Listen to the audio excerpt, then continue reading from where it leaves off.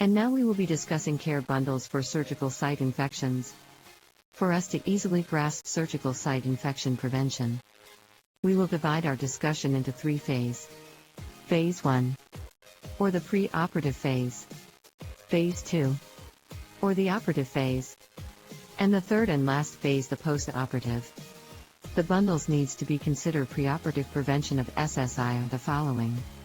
First, we need to optimize health control risk factors, such as excess weight, malnutrition, hypertension, weakened immune system, smoking, especially uncontrolled diabetes.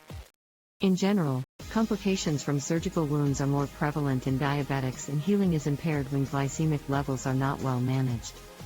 Therefore, ensuring that patient that will undergo surgery needs to have less than 200 mg per dl glucose value. Next management is skin preparation.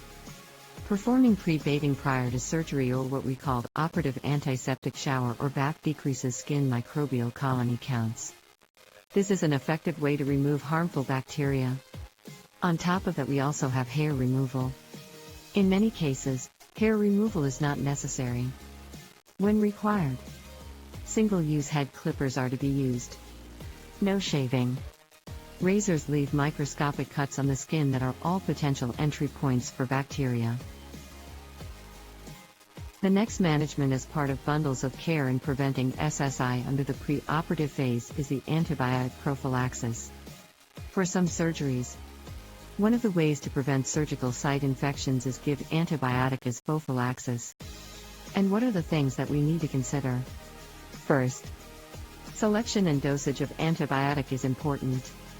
Second, it is also recommended to start administer patients antibiotics within 60 minutes, after which reducing it at 180 minutes or after 3 days.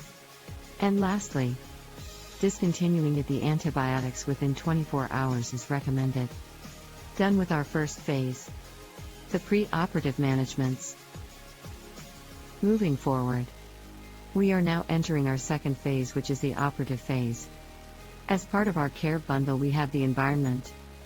In here it is very important that we ensure the sterility of the environment to prevent contamination of our operative site that leads to infection, which we don't want, right?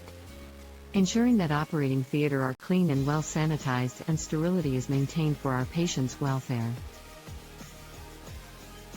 As part of the environment perspective, we also need to ensure that our theaters are maintained closed.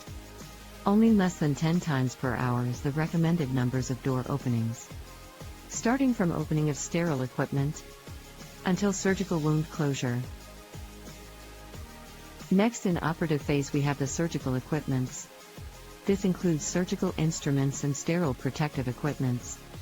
For instruments, surgical instruments can sterilize by steam under pressure, dry heat, ethylene oxide, or other approved methods. Ensuring that the integrity of instrument sterility is vital. This goes with the personal protective equipment that the healthcare workers gonna use. Ensuring and maintaining that all equipments and materials in or the other are sterile. But on top of this, before handling and wearing PPE, hand hygiene needs to take place. According to Center for Diseases Control, or CDC, use of brush for surgical hand scrubs is not necessary. Scrubbing with a brush is associated with an increase in skin cell and bacteria shedding from the hands.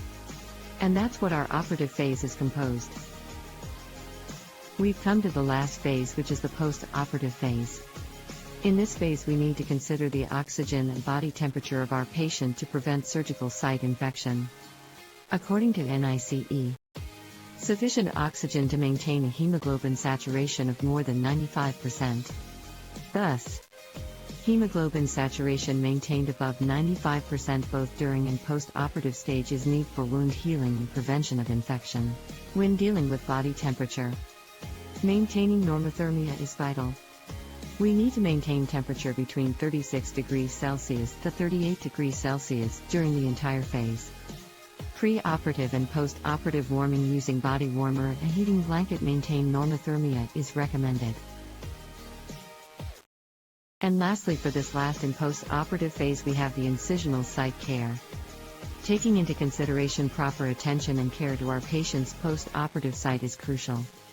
It is recommended for a surgical incision site to be covered with sterile dressing for 24 to 48 hours. On the other hand, if the wound is left for delayed closure or healing by secondary intention, it is packed with sterile moist gauze and covered by sterile dressing. In changing wound dressing, ensure the hand hygiene and proper wearing of sterile PPE to ensure patients protect for possible infection and vice versa. And changing of dressing, we need to use strict sterile technique at all times.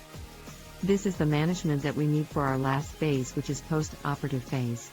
To wrap it up, and to give each and every one the bigger picture of surgical site infection prevention through its care bundle, here are the following.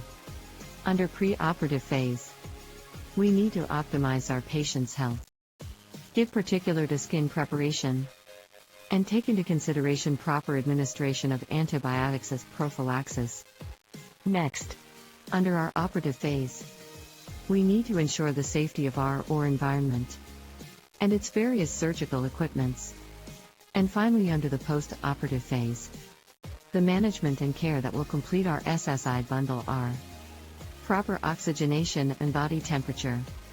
And last but not the least, we need to perform properly incision site care. Perform this care bundle and we can assure each and every one that we will decrease and possibly eliminate surgical site infection in our institution. Thank you for listening, guys. Stay focused.